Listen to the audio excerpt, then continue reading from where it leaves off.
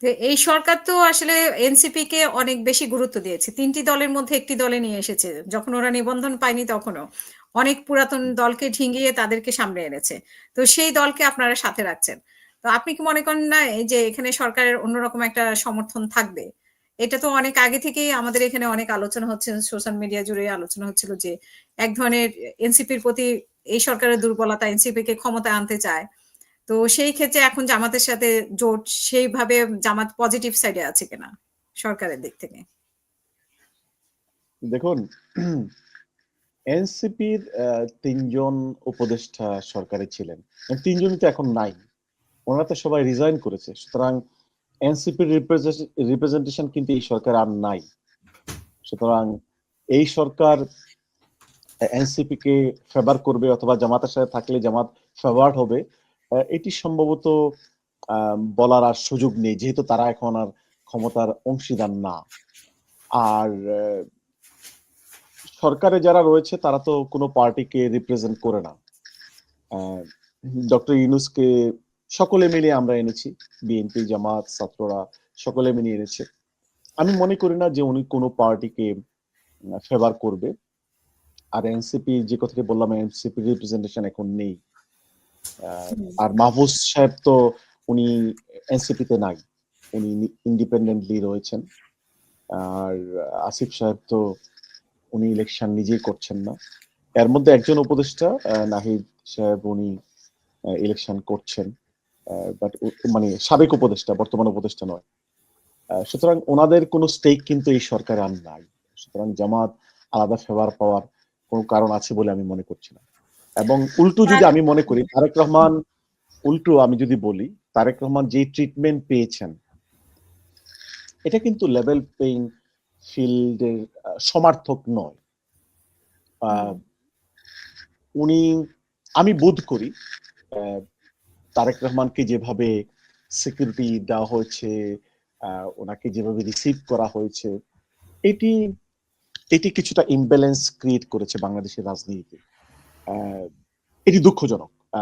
তারপর তাও তাও আমি বলছি সময় চলে যায়নি, এখনো সময় রয়েছে। আমরা বলতে চাই যে একটি অল্প সময়ের জন্য বেগম খালেদা জিয়ার অসুস্থতাকালীন সময়ে ওনাকে এই সুযোগটি দেওয়া হয়েছে। আমরা এটা ভাবতে চাই, বিশ্বাস করতে চান? এটা বিশ্বাস হ্যাঁ করতে চান? আমরা এটি হ্যাঁ আমরা ভাবতে চাই, কিন্তু সরকারকে এটি প্রমাণ করতে হবে যে সরকার আসলে তারেক রহমান সাহেবকে, বিএনপি কে স্পেশাল ট্রিটমেন্ট দিচ্ছেন না। কিন্তু এখন পর্যন্ত সেটি মনে হচ্ছে না যে তারা এখানে ফেয়ারলি ট্রিট করছে। জামাত ইসলামের আমিরের প্রতি তারা এই ধরনের স্পেশাল ট্রিটমেন্ট দিচ্ছে কিনা? দিচ্ছে না। এটি তারেক রহমানকে স্পেশাল ট্রিটমেন্ট দিচ্ছে। আমি জানি না, তারেক রহমান সাহেবকে তো বুলেট প্রুফ গাড়ির মানে গাড়ির পারমিশন দেওয়া হয়েছে, ওনাকে বুলেট প্রুফ মানে গাড়ির জন্য অনুমতি দেওয়া হলো, তাকে রিসিভ করা হয়েছে। তো ১-২ দিন না হয় সরকারের পক্ষ থেকে স্পেশাল ট্রিটমেন্ট দেওয়া হলো। এরপরে তারপরেও প্রথম দিন যেভাবে রিসিভ করা হয়েছে, স্পেশাল ট্রিটমেন্ট দেওয়া হয়েছে, এটির কিন্তু একটি মেসেজ বাংলাদেশের জনগণের কাছে গিয়েছে যে perhaps BNP is favoured by the current interim regime. তো এটি কিন্তু ভালো হলো না, এটি কিন্তু সুন্দর হলো না।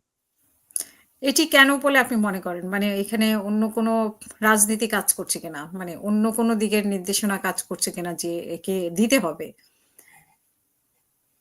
নাকি সরকার নিজে দেখুন থেকেই ওনাকে দিচ্ছেন বা দেখুন দিয়েছেন? আমার মনে হয় সরকার নিজ থেকেই দিয়েছে।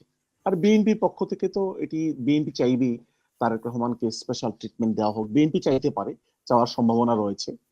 বিএনপির সাথে সংশ্লিষ্ট কিছু সরকারের সাথে তো বিএনপির সংশ্লিষ্টতা রয়েছে, যোগাযোগ রয়েছে। বিএনপি এটা বলতে পারে যে তারেক রহমানকে স্পেশাল ট্রিটমেন্ট দেওয়া হোক, কিন্তু বিএনপি বললেই, আমি সরকার যদি দিবে। বলি আমাকে সরকার দিবে কেন? হুম। সরকার তো এখানে নিরপেক্ষ থাকা উচিত ছিল। আমি মনে করি সরকার এখানে মানে ফেয়ারলি আচরণ করতে পারে নাই এবং পারছে না। এবং দেখুন, আমি সরকারের একজন উপদেষ্টাকে আমি বলেছিলাম, আমি কারোর নাম বলছি না, জাতির ক্রান্তি লগ্নে আপনাদেরকে ক্ষমতায় বসানো হয়েছে, আপনারা যদি ঠিকমতো দায়িত্ব পালন করে এবং একটি সুন্দর নির্বাচনের মাধ্যমে আপনারা মানে ক্ষমতা হ্যান্ড ওভার করতে পারেন, জাতি আপনাদেরকে আজীবন মনে রাখবে, আপনাদেরকে শ্রদ্ধার আসনে রাখবে। কিন্তু আপনারা যদি এমন একটি ইলেকশন করেন যে ইলেকশনটি প্রশ্নবিদ্ধ, যে ইলেকশনটিতে লেভেল প্লেইং ফিল্ড হয়নি, আপনারা কাউকে ফেভার করেছেন বলে মনে হবে, তাহলে এর দায়ভার কিন্তু আপনাদেরকেও নিতে হবে।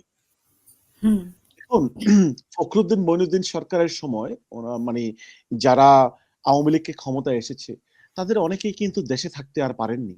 তারা কিন্তু দেশ ছেড়ে চলে যেতে হয়েছে। এটি কেন হয়েছে? কারণ তারা নিজেরা ইনসিকিউর ফিল করছেন যে আমরা তো এক সুষ্ঠু নির্বাচন জাতিকে উপহার দেইনি, আমরা আওয়ামী লীগকে হুম আনফেয়ারলি ক্ষমতায় এনেছি, সুতরাং বাংলাদেশের জনগণ আমাদেরকে ওয়েলকাম করবে না। কিন্তু এই সরকারটি, জুলাই রেভলিউশন পরবর্তী যে সরকার, তাদেরকে তো আমরা ডেকে এনেছি, আমরা ক্ষমতায় হুম বসিয়েছি, ইউনূস সাহেবকে আমরা সকলে মিলে রিকোয়েস্ট করেছি। সুতরাং ইউনূস সাহেবের নেতৃত্বাধীন, উনি একজন আন্তর্জাতিক খ্যাতিসম্পন্ন ব্যক্তিত্ব, ওনার নেতৃত্বে বাংলাদেশে একটি প্রশ্নবিদ্ধ ইলেকশন হোক, এটি এটি মানানসই নয় এবং এটি বাংলাদেশের জনগণ কামনা করে না।